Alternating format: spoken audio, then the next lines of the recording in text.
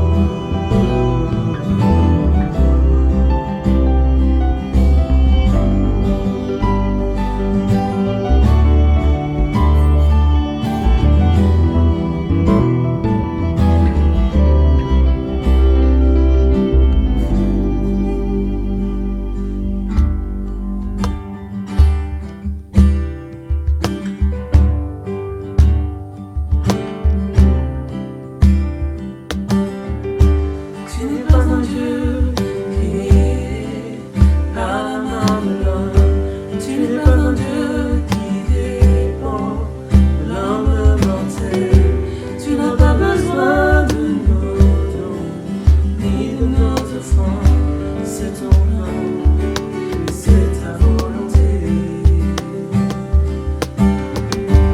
Tu n'es pas un Dieu qui est à la main de l'homme. Tu n'es pas un Dieu qui dépend de l'homme mortel. Tu n'as pas besoin de nos dons ni de nos offrandes. C'est ton plan, et c'est ta volonté. Car toi seul est Dieu, bien avant tous les temps, assis sur le trône. Mais toi seul est Dieu, dans les bons, dans les mauvais temps, assis sur le trône. Mais toi seul est Dieu.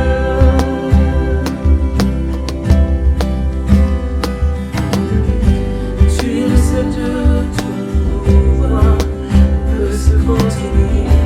Tu es le seul Dieu, ta louange ne va jamais finir. Tu es le seul Dieu, toi seul est digne de nos offrandes. Tu es Dieu, et c'est ta volonté. Car toi seul est Dieu, bien avant tous les temps, assis sur le trône. Oui, toi seul est Dieu, dans les bons, dans les mauvais temps, assis sur le trône. Oui, toi seul est Dieu. Incomparable, inémable, à l'infini. Oui, c'est bien toi, incomparable, inémable, à l'infini. Oui, c'est bien toi, car toi seul est Dieu, bien avant tous les temps, assis sur le trône. Oui, toi seul est Dieu, dans les bons ou dans les mauvais temps, assis sur le trône. Oui, toi seul est Dieu, Dieu de l'unité, extraordinaire, Dieu de lumière. Oui, c'est bien toi, tu es mon sauveur, mon libérateur. Tu règnes, Seigneur, c'est bien toi, car toi seul est Dieu, bien en tous les temps, assis sur le trône. Oui, toi seul est Dieu, dans les bons comme dans les mauvais temps, assis sur le trône. Oui, toi seul est Dieu, car toi seul est Dieu, bien avant tous les temps, assis sur le trône. Oui, toi seul est Dieu, dans les bons ou dans les mauvais temps, assis sur le trône. Oui, toi seul est Dieu.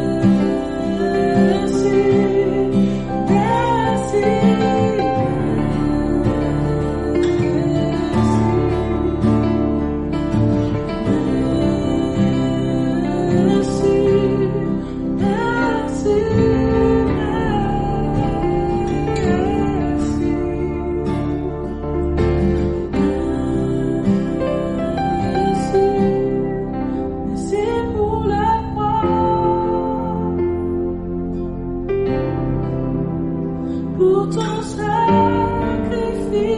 parfait. Merci pour la mort, pour ton amour si ouvert.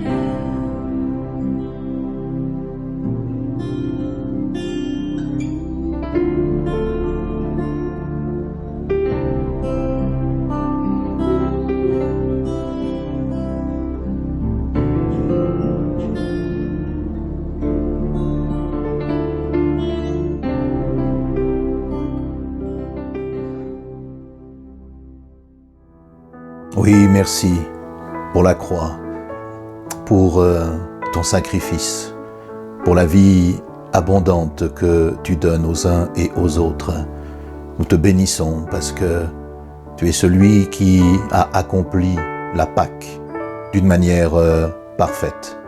Sois alors béni et sois glorifié dans le nom précieux de Jésus-Christ pour ces temps de louange et pour ces temps d'adoration.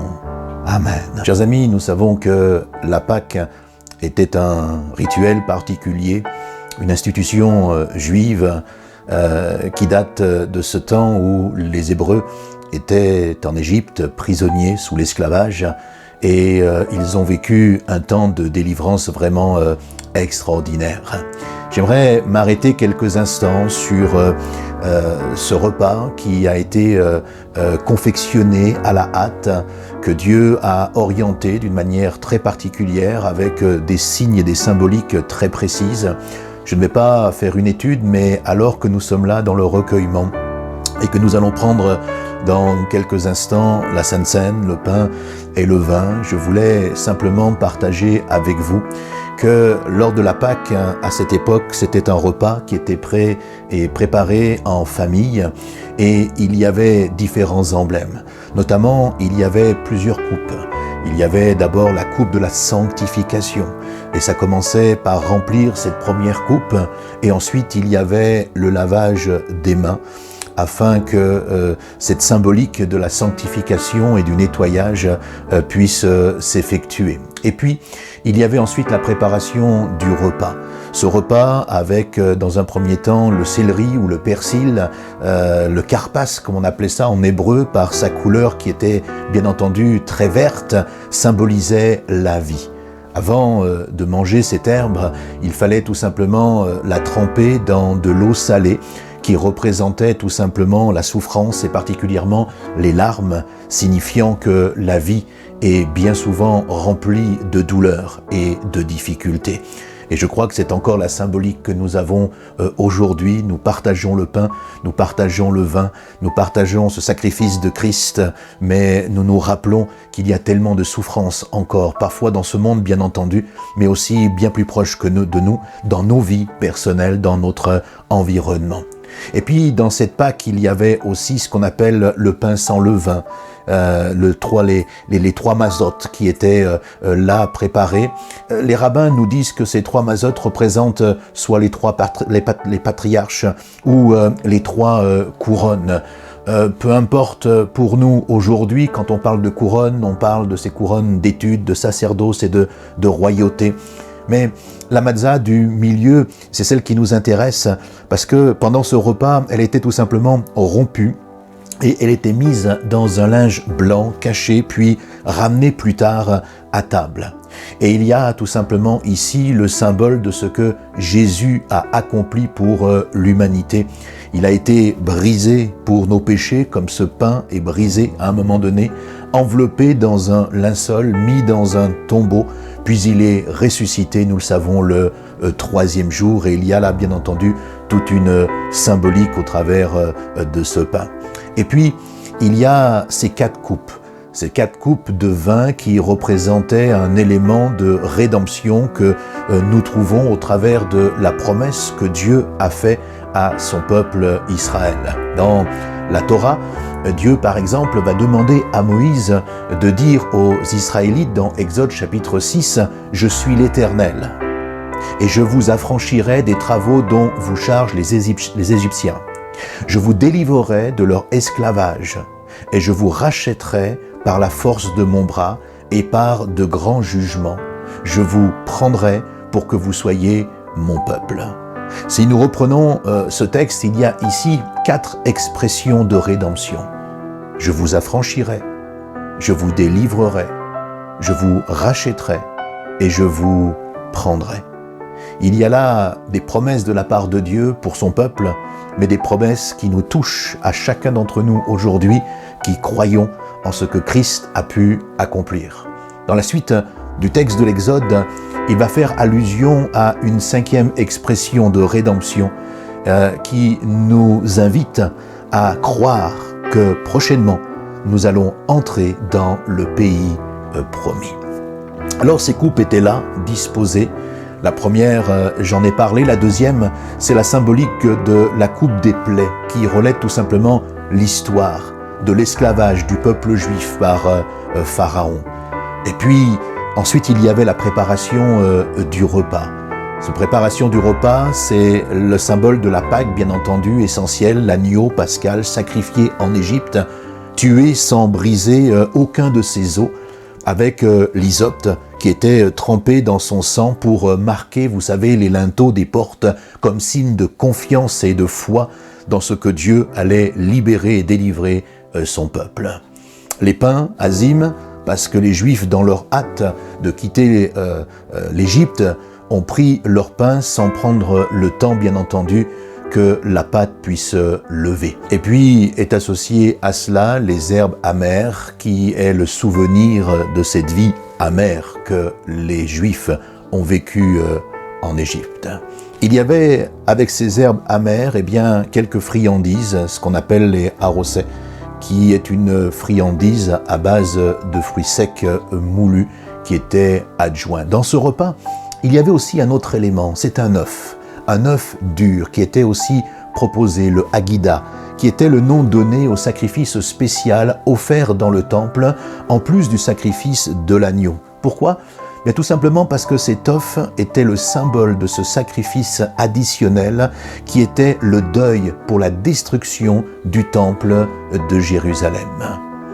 Dans cette succession, dans le repas, il y avait cette 3e coupe, la coupe de la rédemption. Et cette coupe, qui s'appelle la coupe aussi du salut, c'est cette coupe que Jésus a prise après le repas. Et c'est à propos de cette coupe qu'il a dit, cette coupe est la nouvelle alliance en mon sang qui est versée pour vous. Et puis il y a une 4e coupe, c'est la coupe de la louange, ce terme qui nous amène à célébrer celui qui est notre libérateur et qui a été bien entendu aussi le libérateur de ce peuple qui était sous l'esclavage. Il y a une 5e coupe qui n'était pas bue, mais qui est très souvent relatée. C'est cette coupe qu'on appelle la coupe d'Élie. La coupe d'Élie, normalement, lors d'un repas juif traditionnel célébrant la Pâque, il rajoutait régulièrement un couvert pour justement matérialiser la venue du prophète Élie. La porte même de la maison était entrouverte, annonçant tout simplement la prochaine venue d'Élie, qui devait tout simplement annoncer que le Messie allait arriver. Et nous avons ce texte de l'Écriture qui nous rappelle que Élie, le prophète, devait venir avant l'arrivée du jour de l'Éternel, dans Malachie 4, 5. Les rabbins expliquent que ce texte fait allusion, bien entendu, à la délivrance finale du Messie en parlant du prophète, justement, Jean-Baptiste. Jésus a dit, si vous voulez comprendre, c'est lui, l'Élie, qui devait venir. Dans Matthieu 11, le verset 14. Et cela est accompli, car non seulement Élie est revenu, mais le Messie, Jésus, est venu également. Rappelons-nous que Jésus, Yeshua, son nom hébreu signifie Dieu sauve, car il est écrit en Matthieu 1, 21, il sauvera son peuple de ses péchés. Alors, voilà un petit peu ce repas qui était partagé et nous aujourd'hui, nous n'allons pas partager ensemble ce repas complet de la Pâque, mais nous allons reprendre ces symboles de ce pain et de ce vin qui nous amène encore une fois à réaliser le sacrifice parfait que Jésus-Christ a accompli pour chacun d'entre nous. Alors je vous invite à partager avec moi ce pain maintenant. Si vous êtes en couple ou en famille, partagez ce pain et avec moi, réalisons ensemble ce que Christ a accompli lorsqu'il a livré son corps pour chacun d'entre nous, afin que dans ces meurtrissures, nous ayons la guérison, la restauration.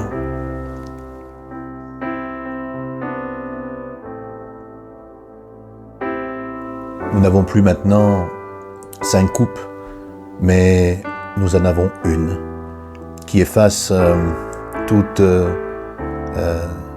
le vin qui apporte une certaine signification, comme nous l'avons vu au travers du repas de la Pâque. Mais celle que nous prenons maintenant, c'est l'identification du sang de Jésus qui est venu accomplir parfaitement cette Pâque pour l'humanité et en versant son sang pour nous, nous apporter le pardon de nos péchés, de nos erreurs, de nos fautes. Mon frère, ma sœur, c'est l'occasion, ce matin encore, de pouvoir faire une introspection sur soi-même, de prendre un temps, un moment, de confesser tes péchés et de demander tout simplement pardon à l'agneau de Dieu, Jésus-Christ, qui est là, glorifié, ressuscité auprès du Père, qui intercède pour toi, pour moi. Quelle grâce nous avons encore de pouvoir partager ce pain et ce vin maintenant.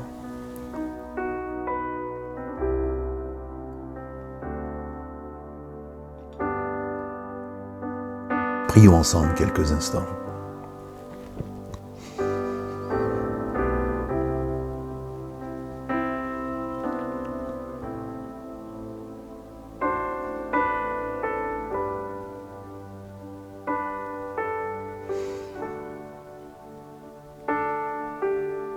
Quelle grâce tu nous accordes, Seigneur. Quel don merveilleux tu nous fais en nous donnant la possibilité aujourd'hui encore de nous approcher de toi. Le monde est plongé dans une incompréhension et dans un chaos.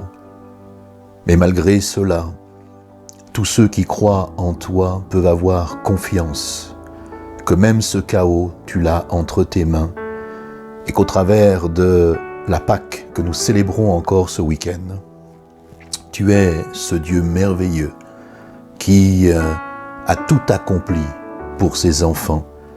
Et nous voulons croire que tu as accompli également ce qui nous attend demain et la manière dont les choses vont se passer. Alors à toi soit toute la gloire, dans le nom précieux de Jésus-Christ. Amen. Merci Seigneur. Nous nous rappelons ce que Christ a accompli pour chacun d'entre nous. Et vous savez, la Bible nous dit que le jugement commence par la maison des enfants de Dieu. Et je crois que c'est normal que de par l'Église aujourd'hui, il y ait comme quelque chose de spirituel qui est en train de se passer. Nous sommes conscients des temps que nous vivons, même si nous n'interprétons pas ce qui se passe actuellement dans notre monde comme forcément un jugement de Dieu. Quoi qu'il en soit, nos yeux sont ouverts sur ce qui est en train de se passer. Et nous devons saisir toutes ces occasions pour faire le point avec le Seigneur. Et peut-être lui demander pardon, confesser nos fautes, nos péchés. Et de lui dire tout simplement, Seigneur, s'il y a des choses à revoir dans ma vie, je suis à ta disposition. Car la Bible nous dit que c'est la maison de Dieu en priorité qui est jugée et ensuite ce monde.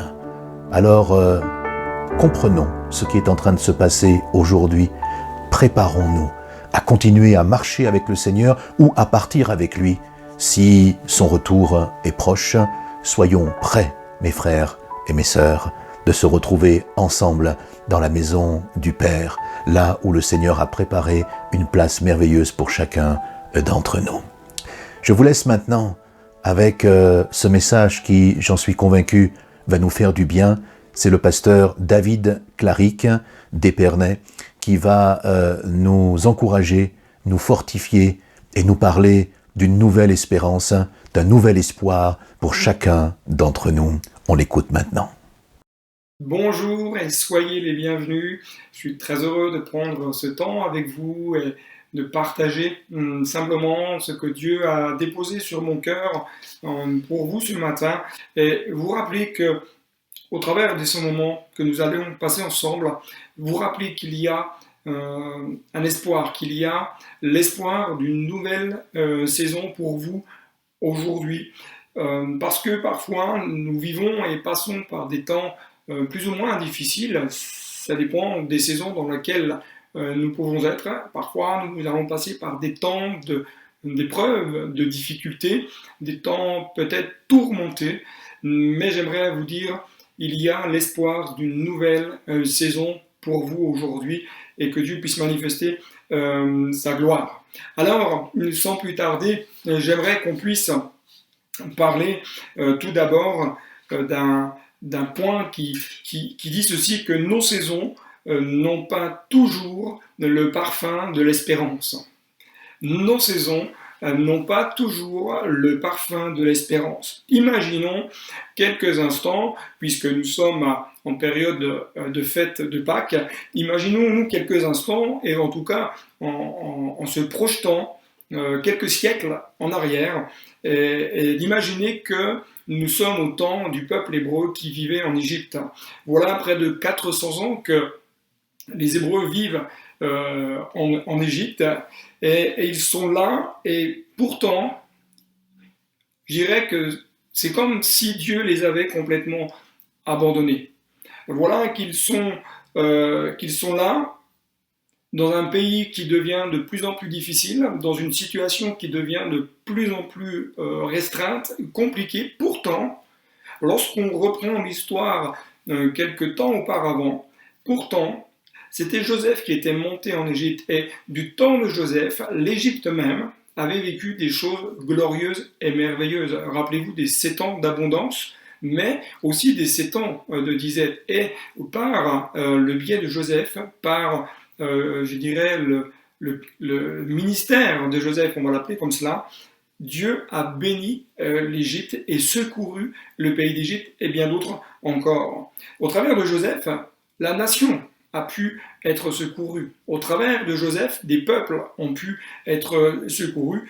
Et pourtant, malgré que le peuple hébreu qui ensuite a rejoint Joseph en Égypte, le peuple, à un moment donné, on dirait comme si le vent avait d'un seul coup tourné, parce que de libres qu'ils étaient, ce peuple va devenir esclave, ce peuple va devenir opprimé, ce peuple va devenir contraint, restreint par un pharaon qui a émergé et qui, lui, n'a que pour objectif, c'est sa gloire personnelle, c'est son but personnel. Alors que le peuple de Dieu avait multiplié, le peuple de Dieu avait grandi, Pharaon, à un moment donné, va se lever pour arrêter cette multiplication, pour arrêter ce peuple qui est en train de prendre de l'ampleur. Pharaon représente ici tout ce qui est anti-Dieu. Pharaon représente tout ce qui est anti-multiplication, anti-progression, anti-projection pour la gloire de Dieu. Le livre de l'Exode au chapitre 1 et verset 12 nous dit « Mais plus on l'accablait », donc on parle du peuple, plus il multipliait et s'accroissait. Ce qui peut nous parler ici, c'est l'aspect que nous sommes parfois comme le peuple hébreu. Certes, nous ne vivons pas en Égypte, certes, nous ne sommes peut-être pas opprimés comme du temps de Pharaon, mais dans ce monde, nous pouvons connaître des temps un peu similaires. Nous pouvons connaître des temps de difficulté, des temps qui viennent comme nous accabler. Nous pouvons connaître aussi des temps où l'on est accusé faussement, accusé parce que nous portons le nom de croyant, accusé parce que nous croyons en un Dieu qui est capable de transformer des vies, accusé parce que simplement nous croyons en un Dieu qui est capable de répondre à la prière. Nous pouvons connaître aussi des temps où nous sommes peut-être maltraités, peut-être pas physiquement, mais moralement, émotionnellement, nous sentons comme une forme d'oppression spirituelle sur notre vie, sur notre existence. Pourquoi? Parce que le prince de ce monde n'a qu'un seul but, c'est de détruire l'œuvre de Dieu. Le prince de ce monde n'a qu'un seul but, c'est d'arrêter l'avancement du royaume de Dieu et d'emmener avec lui des personnes en enfer. Alors que plusieurs églises aujourd'hui connaissent peut-être des temps de difficulté, plusieurs amis, frères et sœurs dans la foi peuvent vivre des temps de découragement, des temps peut-être de détresse. Je voudrais simplement vous encourager à vous ce matin qui regardez cette vidéo, à garder votre cœur fixé sur celui qui est la solution, sur celui qui tient toutes choses entre ses mains. De le chercher, de le laisser venir se révéler dans votre cœur et de le laisser s'occuper de vos affaires. Il tient toutes choses entre ses mains. Il veut encore agir avec force et puissance. Et j'aimerais vous dire ce matin que vous êtes appelés à la croissance.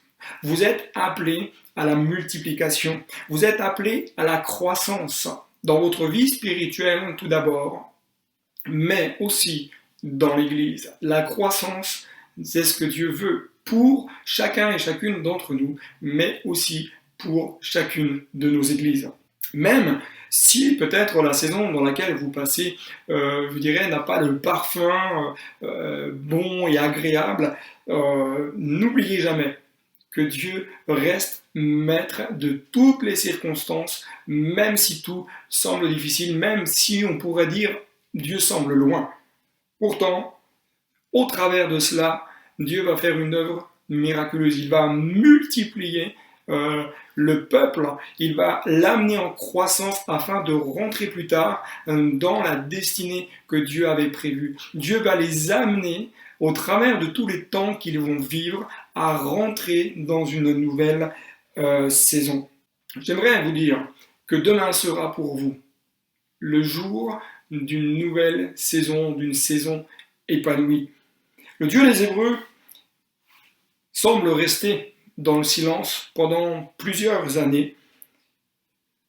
Et ce qui est étonnant, c'est qu'à contrario, autant d'un côté, vous avez le peuple hébreu qui va vivre des temps peut-être d'incompréhension. De l'autre côté, vous avez des Égyptiens qui vont offrir des sacrifices à leurs divinités, comme si ces divinités existaient réellement, comme si elles étaient capables de solutionner, comme si elles étaient capables de bénir, de faire fructifier quoi que ce soit. C'est un peu l'aspect des fois un peu étonnant entre le peuple de Dieu et les raisonnements de ce monde. Il y a néanmoins quelques similitudes peut-être que vous vivez. Comme ce peuple hébreu, vous pouvez peut-être connaître le temps d'avoir du sentiment d'être abandonné. Peut-être que vous priez et que votre prière, vous avez le sentiment qu'elle ne monte pas plus haut que le plafond. Peut-être que vous êtes pris par une vague de solitude profonde. Peut-être que vous avez comme un sentiment d'échec. Vous avez l'impression que plus rien ne réussit, que plus rien n'avance, que plus rien ne progresse. Peut-être que vous êtes comme dans une impossibilité, comme le peuple hébreu qui ne pouvait sortir d'Égypte.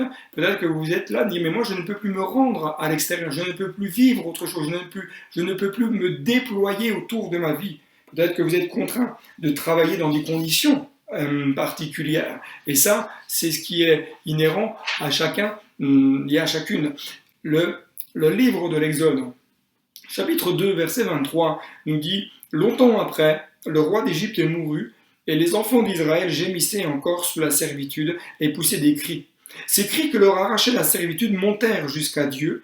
Dieu entendit leurs gémissements et se souvint de son alliance avec Abraham, Isaac et Jacob. Dieu regarda les enfants d'Israël et il en eut compassion. » La version second 21 nous dit « Longtemps après le roi d'Égypte mourut. Les Israélites gémissaient du fond de l'esclavage. Ils poussaient des cris. Leurs appels montèrent du fond de l'esclavage jusqu'à Dieu. Dieu entendit leurs gémissements et se souvint de son alliance avec Abraham, Isaac et Jacob. Dieu vit les Israélites, il comprit leur situation. Les enfants d'Israël gémissaient, et le verbe gémir nous parle littéralement dans l'hébreu que c'était un peuple qui soupirait à vivre autre chose. C'était un peuple qui était dans la peine, dans la douleur. Imaginez quelques moments. L'épreuve accable comme quelque chose qui martèle jour après jour. Il soupirait, et il est normal que nous puissions à un moment donné dire « Mais Seigneur, je soupire à tellement autre chose, je soupire à vivre un temps de rafraîchissement sur ma vie, je soupire de vivre un temps de délivrance et de restauration dans mon être. » Ils étaient dans la servitude. Dans l'hébreu, littéralement, ça veut dire qu'ils effectuaient un travail difficile, un ouvrage pénible sous la captivité. Et dans ces moments-là, ils vont crier à Dieu. Dans ces moments-là, ils vont commencer à élever la voix, c'est-à-dire qu'ils vont dire à Dieu « Au secours, viens à mon aide ». Ça me rappelle ce que le psalmiste dit au chapitre 34, verset 7. « L'Éternel campe autour de ceux qui le craignent et il les arrache du danger. » L'Éternel campe autour de ceux qui le craignent. J'ai aimé lire ce que nous donne la traduction hébraïque du verbe camper, qui nous dit simplement que c'est faire siège et c'est s'établir. C'est-à-dire que Dieu vient lui-même, dans ces moments, s'établir autour de nous pour nous protéger. Il est le bouclier qui se place entre l'ennemi et son peuple. Il est celui qui vient dans des temps parfois qui semblent être troublés. Il vient siéger autour de nous pour nous protéger contre les traits enflammés de l'ennemi. J'aimerais juste vous dire que Dieu sait ce que vous vivez. Dieu connaît très bien votre situation. Dieu connaît très bien la lutte dans laquelle vous êtes. Il ne vous laisse pas. Il ne vous abandonne pas. Ne pensez pas qu'il est tellement loin qu'il ne peut pas s'occuper de vous. Il vous protège. Il est cette force qui va vous aider à aller de l'avant. Il est cette force qui va vous aider à continuer à marcher. Il est cette force qui va vous aider à continuer à combattre. Il marche devant vous et il marche avec vous. Ce que j'aime aussi également dans le psaume 34, verset 8, c'est que le texte nous dit qu'il les arrache au danger. Et le verbe arracher de l'hébreu alatz qui nous dit, c'est il les retire. Mais ce qui est particulier également dans la traduction, c'est que Dieu équipe. Il les arme, il les rend forts, il les fortifie et il les vivifie. Non seulement Dieu veut vous arracher de la situation difficile dans laquelle vous êtes, mais en même temps, il vous arme pour le combat. Il vous équipe de sa puissance, il vous équipe de toutes les armes spirituelles dont vous avez besoin pour aller faire face à l'ennemi, pour aller combattre. Il y a vraiment cette notion ce matin où Dieu veut vous équiper. J'aimerais vous dire, ne vous regardez pas comme étant une personne non compétente en la matière. Ne vous regardez pas comme une personne qui n'est pas qualifiée, comme une personne qui peut-être n'est pas adaptée, parce que c'est avec vous que Dieu veut faire quelque chose. C'est à travers de votre vie que Dieu veut se glorifier. Certes, nous ne sommes pas tous appelés aux mêmes choses, mais tous, nous sommes appelés à être des instruments entre les mains de Dieu pour sa gloire et qu'il puisse se manifester. Au verset 9, psaume 34, il dit « Sentez et voyez combien l'Éternel est bon. Heureux l'homme qui cherche en lui son refuge. » À chaque saison, il y a un passage à franchir. Chaque saison que nous pouvons vivre démarre à un moment donné par une prise de décision, par une orientation, par une parole de Dieu. Et pourtant, au bout de 400 ans d'esclavage, le peuple aurait pu dire « mais on verra ». Plusieurs ont déjà pensé peut-être pouvoir sortir d'Égypte, mais regardez, on est encore là. Peut-être que certains auraient pu dire, mais est-ce que vous êtes sûr que c'est bien cette solution-là qu'il faut prendre pour pouvoir sortir libre? Certains auraient pu dire, mais ma condition présente m'a tellement anéanti que je ne peux plus, je n'ai plus la force, je n'ai plus l'énergie pour me projeter. Et d'autres auraient pu dire, mais qu'est-ce qui pourrait vraiment faire que nous pourrions vivre autre chose? Exode, chapitre 12, verset 1, nous dit « L'Éternel dit à Moïse et à Aaron dans le pays d'Égypte, Ce mois-ci sera pour vous le premier des mois. Il sera pour vous le premier des mois de l'année. Ce que Dieu dit à ce moment-là à Moïse, c'est que ce mois précis serait à partir de maintenant, pas demain, à partir de maintenant. Il y a comme un arrêt de la part de Dieu, un acte fort. Il dit c'est maintenant, c'est le mois de la délivrance. C'est le mois pour toi et pour le peuple de rentrer dans une nouvelle saison. Il y a de l'espérance. C'est maintenant que vous deviez considérer que ce mois allait être un mois différent. Je crois que Dieu a invité le peuple à considérer les choses de manière différente. Et je crois qu'on peut considérer également les choses de manière différente dans notre vie. Ce mois allait être le mois qui allait amener le peuple à prendre beaucoup plus de hauteur. Au lieu de regarder la profondeur, au lieu de regarder sa situation, Dieu allait amener le peuple à regarder avec beaucoup plus de hauteur la manière de voir comment Dieu allait intervenir. Ce mois-ci, c'était le mois principal pour vivre le changement. Se vivre au changement par l'intervention de Dieu, pas par une stratégie humaine, pas par une stratégie militaire ou politique. Non, laissez Dieu s'occuper. C'est le mois où Dieu veut intervenir d'une manière miraculeuse. Et j'aimerais vous dire ce matin, Dieu veut agir d'une manière miraculeuse pour vous qui nous regardez aujourd'hui. Ce mois sera le commencement d'une vie meilleure. Souvent, nous regardons en arrière. Mais Dieu nous amène, au travers de ce texte, à dire c'est maintenant, ce mois va être un mois qui démarre et ça va être un avenir meilleur. Le mois que vous allez surmonter vos épreuves. C'est le temps d'aller au combat, c'est le temps de ne plus subir, c'est le temps de dire stop, commencez à refuser de rester dans l'esclavage.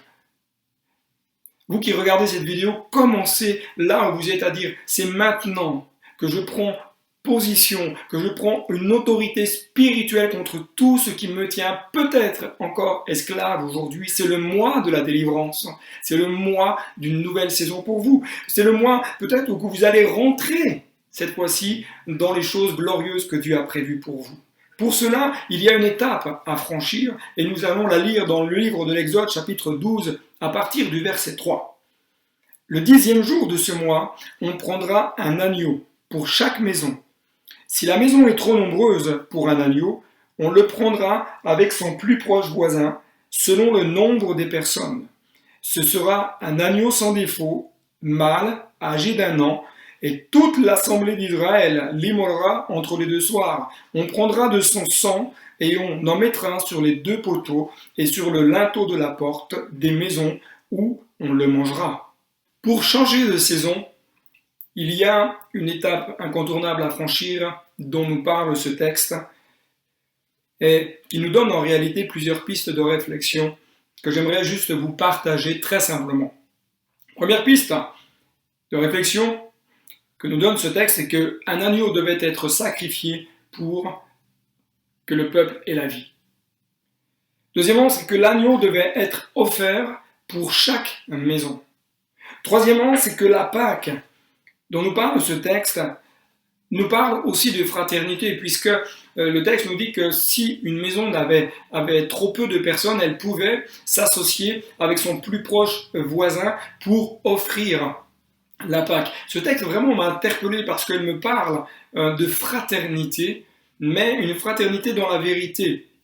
Une fraternité qui nous amène à l'unité. Et je crois que si nous voulons vivre des nouvelles saisons dans notre vie, nous avons besoin d'être unis, d'être ensemble, d'être dans une même pensée, dans un même objectif. On peut être différent, on peut penser différemment sur certains sujets, mais nous devons être unis de cœur dans la véracité de la parole de Dieu. L'agneau qui devait être offert sans défaut. J'aime à dire que Dieu n'agrée pas les offrandes qui m'arrangent, celles qui ne me coûtent rien. Dieu nous montre clairement que ce qu'on lui offre doit être de qualité, doit être ce qu'il y a de meilleur. N'hésitez pas à offrir à Dieu ce qu'il y a de meilleur. N'hésitez pas à lui donner ce qu'il y a de meilleur, parce que je peux vous dire que lorsqu'on offre à Dieu ce qu'il nous demande, et ce qui lui est agréable. Il y a une bénédiction qui se déverse sur notre vie. Le sang qui devait être appliqué sur les poteaux et sur les linteaux, sur le linteau de la porte de chaque maison. Et ensuite, on devait manger l'agneau dans la maison. Celui qui ne voulait pas passer par cette étape incontournable prenait le risque de perdre son premier-né, puisque c'était la condition pour que le premier-né soit sauvé, c'est que chaque maison offre un agneau, que le sang soit appliqué sur le linteau et sur les deux poteaux de la porte. Le changement, chers amis, a un prix. Le changement a un prix, une vie donnée pour que tout un peuple puisse avoir la vie et entrer dans une destinée miraculeuse, une destinée de conquérant, une destinée de victoire, une destinée de délivrance, une destinée de plénitude.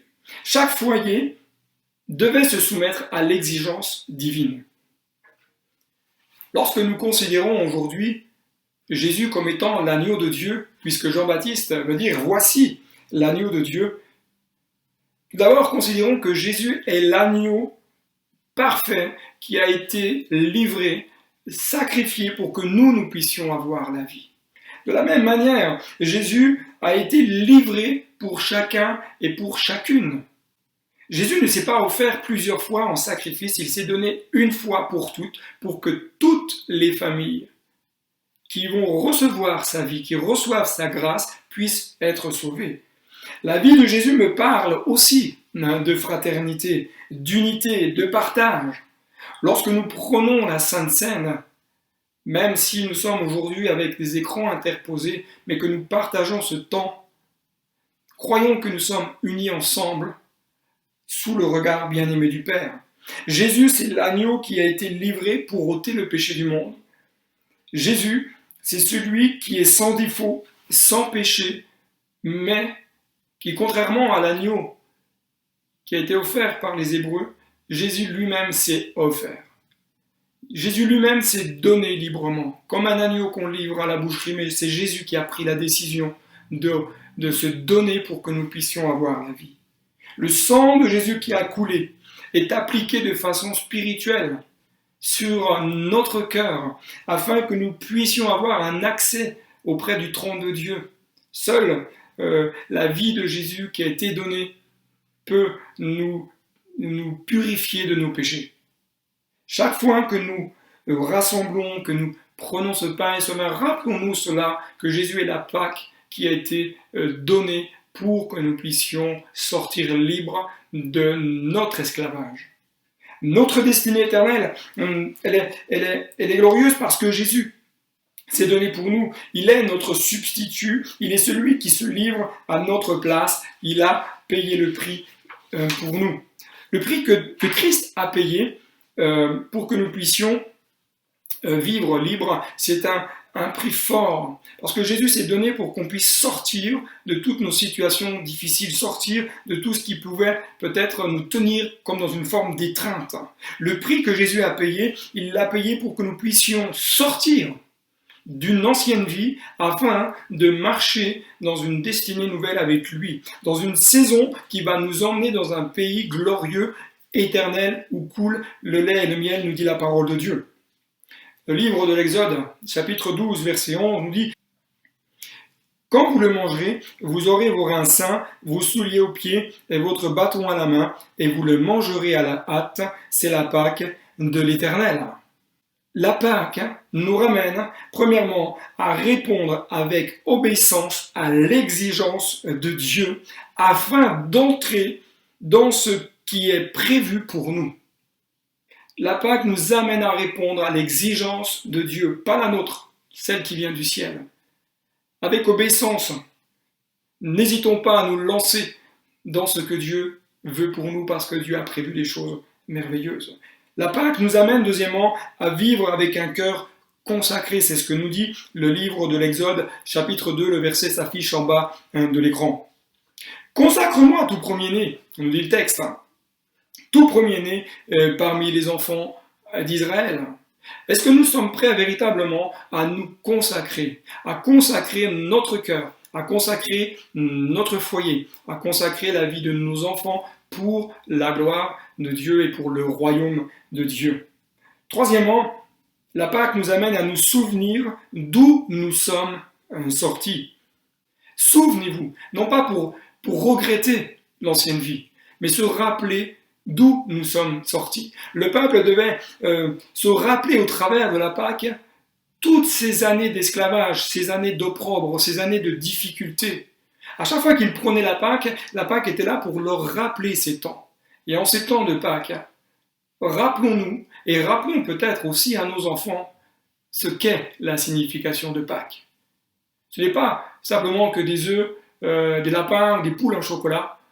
Et Pâques, c'est Jésus qui a donné sa vie pour que nous puissions sortir d'une vie ténébreuse, d'une vie bloquée, d'une vie sans espérance, pour nous amener dans une nouvelle destinée, où là où nous allons vivre l'épanouissement dans notre vie personnelle, émotionnelle, professionnelle, spirituelle, familiale et dans d'autres domaines également, mais Dieu veut nous amener à vivre des choses merveilleuses. Mais il est bon de se rappeler d'où nous sommes sortis.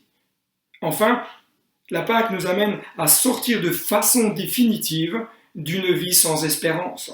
C'est ce que nous dit le verset 4 de l'Exode. Vous sortez aujourd'hui dans le mois des épis. Le but de la Pâque, c'était pas de rester dans l'esclavage, c'était pas de rester dans les situations difficiles du passé, c'était de sortir. Et ce matin, chers amis, Dieu veut vous faire sortir de vos difficultés, parce qu'il veut vous emmener dans un pays de liberté. Il veut vous emmener à vivre une manière épanouie. Toute fin de saison ouvre obligatoirement sur une nouvelle saison. Toute fin de saison ouvre obligatoirement sur une nouvelle saison. À ce moment précis où le peuple hébreu venait d'offrir l'agneau pour le sacrifice, le peuple hébreu ne voyait encore en rien la destinée future.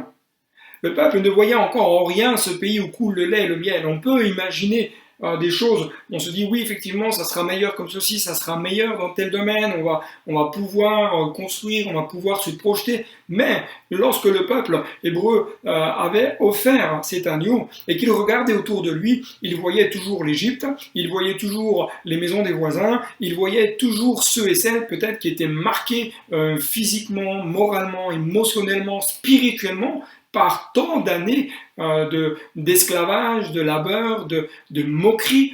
Difficile de se projeter. Et pourtant, il y a un maintenant. Et pourtant, il y a ce mois qui est le mois du changement. Je crois que, vous savez, parfois, on a du mal à se projeter. On entend bien souvent des messages d'encouragement, des messages qui nous disent Dieu veut agir, Dieu va répondre, Dieu va vous exaucer. Mais simplement, lorsque nous regardons notre situation, parfois, on aurait envie de dire oui, mais tu ne comprends pas, je suis toujours en train de galérer financièrement, je suis toujours malade, je souffre physiquement, je n'arrive pas à remonter la pente. Oui, j'imagine bien que Dieu veut agir dans ma vie, mais pour l'instant, je suis dans le dur, pour l'instant, j'ai du mal à sortir de ma situation. J'aimerais simplement vous dire, c'est maintenant que Dieu veut se manifester, parce que l'agneau qui a été offert n'est pas une fin, mais une possibilité de vivre un nouveau départ. La mort de Jésus-Christ, lui l'agneau de Dieu, parfait. Sa mort n'est pas une fin. Souvent nous parlons de la Pâque, nous parlons de la mort de Jésus, mais parlons aussi de sa résurrection. Jésus est mort, certes il a pris à notre place notre culpabilité, nos péchés, nos fautes, mais Jésus-Christ a vaincu la mort. Jésus-Christ a vaincu le tombeau. Jésus-Christ a vaincu toutes ces choses pour nous donner la vie. Sa victoire nous donne la victoire. Sa vie nous donne la vie. C'est le point de départ pour chacun. La mort de Jésus et la résurrection de Jésus, c'est le point de départ pour vous aujourd'hui. C'est le point de départ pour chacun, chacune. Jésus va dire dans l'évangile de Matthieu, chapitre 28, verset 20, « Et voici, je suis moi-même avec vous chaque jour jusqu'à la fin du monde. » Oui, Pâques, c'est bien plus que des œufs en chocolat. Et pourtant, moi j'aime le chocolat. Mais Pâques, c'est bien plus que cela. Pâques, c'est l'espérance d'une nouvelle saison pour vous aujourd'hui. Pâques, c'est l'espérance qu'une nouvelle saison va s'ouvrir devant vous et que vous allez vivre des choses merveilleuses avec Christ. Pâques, c'est l'espérance de pouvoir vivre une vie épanouie dans beaucoup de domaines. Souvent, on parle de l'épanouissement spirituel, et oui, c'est vrai, il est important de placer ce focus sur l'épanouissement spirituel, mais je crois aussi que Dieu veut vous amener dans un épanouissement personnel, dans votre job, dans votre maison, dans votre foyer. Soyez simplement des impacteurs dans votre génération. Dieu veut faire des choses glorieuses avec vous. La mort de Christ et la résurrection de Christ, c'est l'espérance de pouvoir trouver la guérison physique, émotionnelle, mais aussi de trouver peut-être la délivrance, peut-être d'addictions qui vous tiennent encore aujourd'hui, et peut-être de trouver le pardon, peut-être de retrouver la réconciliation. L'Éternel allait devant eux, nous dit Exode chapitre 13, versets 21 à 22. C'est Dieu qui marchait lui-même devant le peuple. C'est Dieu qui marchait lui-même, nous dit le texte, dans une colonne de feu la nuit mais dans une nuée le jour. C'est-à-dire que c'était Dieu qui conduisait le peuple, c'était lui qui lui donnait le rythme de la marche. C'était lui qui littéralement, nous dit le texte, qui les portait et qui les amenait à poursuivre la marche. Comprenons, frères et sœurs, que environ 400 ans d'esclavage, ça laisse des traces. Le peuple avait besoin d'être porté. Le peuple avait besoin d'être soutenu, accompagné. À combien plus forte raison, nous qui parfois sommes abattus, Dieu marche devant nous. Il nous porte, il nous prend pour nous amener plus loin. Dieu les accompagne de jour, dans la nuée et la nuit au travers du feu, l'un comme l'autre. Que ce soit la nuée ou le feu montre tout simplement que Dieu était présent et que Dieu se manifestait avec puissance, que Dieu manifestait son amour et sa bienveillance. Le feu, lui, il était là pour éclairer la nuit. J'aime beaucoup ce texte parce qu'il me montre que même lorsque je marche et que tout semble obscur, Dieu est là et par son amour, par sa grâce, par son esprit, il est là pour m'éclairer. Il est là pour me montrer la voie. Il est là pour me montrer la direction. On peut, à un moment donné, penser qu'on est un peu perdu, on ne sait pas trop où est-ce qu'on va. Mais lui, il reste aux commandes de tout. Lui, il sait. Lui, il a un plan, il a un projet, il a une destinée dans laquelle il veut nous emmener. Faisons-lui confiance. Laissons-le nous guider, laissons-le nous montrer la voie à suivre. Il est cette colonne de feu qui nous éclaire, qui met en lumière ce peut-être les dangers, qui met en lumière la direction à prendre. Dieu veut vous amener à marcher jour et nuit, nous dit le texte. La nouvelle saison, chers amis, dans laquelle Dieu veut vous amener à marcher aujourd'hui, c'est une saison de progrès. C'est une saison de victoire. Je crois que Dieu ne nous juge pas. Il ne nous juge pas si on a du mal peut-être à marcher. Il ne nous juge pas si peut-être il y a certaines choses qui sont difficiles. Mais Dieu nous aide à marcher. Il est celui qui nous invite ce matin à reprendre courage. Il est celui qui nous invite à nous lever et à reprendre la marche. Je ne peux plus avancer si je reste assis. Je ne peux plus progresser si je reste assis. Mais je voudrais vraiment vous encourager à vous lever. Là où vous êtes, peut-être physiquement, mais peut-être surtout spirituellement, je me lève pour Dieu et je reprends ma marche. J'ai peut-être été découragé, j'ai peut-être été abattu par tant d'années de difficultés, mais aujourd'hui c'est la Pâque. Aujourd'hui, c'est simplement se rappeler que Jésus a donné sa vie pour que vous puissiez rentrer dans ce qu'il a prévu. Jésus a donné sa vie pour que vous puissiez vous lever et reprendre la marche avec lui.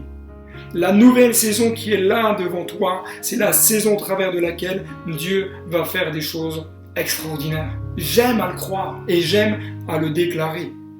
Tu ne peux progresser si tu restes constamment dans ton passé.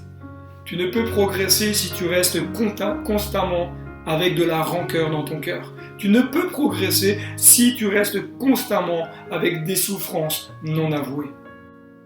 L'agneau de Dieu qui a été offert pour qu'il y ait un changement. L'agneau de Dieu qui a été offert pour qu'il y ait dans ta vie, celle de ton entourage, un nouveau départ. Ce matin, j'aimerais juste te dire, est-ce que tu es prêt à rentrer dans une nouvelle saison spirituelle de ton existence? Est-ce que tu es prêt à rentrer dans les plans que Dieu a pour toi? Parce que oui, il y a de l'espérance pour vivre une nouvelle saison. Tout n'est pas fini. Aujourd'hui, ce n'est que le commencement. Et comme j'aime souvent à le dire en ce moment, ta situation aujourd'hui n'est pas une situation de blocage, mais un tremplin pour pouvoir aller plus loin et vivre des choses extraordinaires avec Dieu. Chers amis, prenons quelques instants pour nous placer devant le Roi des Rois. Seigneur, je te demande dans ta grâce de manifester ta puissance. Seigneur, oui, il y a de l'espérance en toi. Oui, il y a l'espérance de vivre une nouvelle saison. Seigneur, la Pâque, Seigneur, c'est cette espérance de vivre autre chose. C'est cette espérance de vivre un avenir meilleur. À partir de maintenant, tu veux te glorifier et te manifester. À partir de maintenant, tu œuvres. À partir de maintenant, tu te glorifies. Père, je te rends grâce et je te prie que dans ces instants, Seigneur mon Dieu, tu puisses te révéler dans chaque cœur et chaque vie. Au nom de Jésus. Amen. Que Dieu vous bénisse puissamment, abondamment, et je vous dis à très bientôt. Un grand merci David pour ce message encourageant. Nous croyons qu'il a touché nos cœurs et que vraiment il va nous faire du bien et nous amener à aller plus loin encore dans notre maturité spirituelle. Chers amis, ces temps sont en train de prendre fin. J'aimerais vous inviter à aller visiter les pages des réseaux sociaux de vos églises, que ce soit sur Reims, vous pouvez visiter mcechampagne.fr, vous pouvez également visiter la page Facebook de MCE, Épernay, Fagnières et Reims également, où nous donnons plusieurs informations des prochaines émissions qui vont passer sur cette chaîne YouTube Sentinelle de Prière TV ou Sentinelle Info, peu importe, l'un des deux fonctionne. Alors, on va se retrouver mardi soir à 19h30 pour un autre temps encore dans la présence de Dieu. Je sais également que plusieurs ont apprécié mardi dernier ce temps de partage que nous avons eu sur le thème « Avez-vous peur de la mort ?» On a eu plusieurs SMS, mails, même coups de téléphone suite à ce moment de partage. Nous n'avons pas pu répondre à toutes les questions, mais nous aurons l'occasion prochainement de repartir sur d'autres thèmes, soit un prochain mardi. En tout cas, n'hésitez pas à nous donner les thèmes que vous souhaiteriez que nous puissions aborder, et avec un ou deux autres pasteurs, nous aurons l'occasion de pouvoir tout simplement partager ensemble ces moments, et puis d'avoir aussi des temps constructifs ensemble en discutant sur ces différents thèmes bibliques ou de la vie que vous nous proposez. Soyez bénis, on se donne rendez-vous sur nos réseaux sociaux, chez les uns et chez les autres. Pour Mulhouse, vous avez notre site internet addmulhouse.fr et également la page Facebook ADD Mulhouse, et puis également sur Twitter, nous sommes présents, ainsi que Instagram. Alors soyez bénis, que Dieu vous bénisse vraiment dans cette semaine, qui vous donne la force, qui vous renouvelle, qui vous fortifie, vous qui travaillez, comme vous qui restez à la maison, vous qui avez des enfants, vous peut-être dont la solitude est compliquée, que Dieu vienne vous restaurer et vous fortifier maintenant. À très bientôt de se revoir.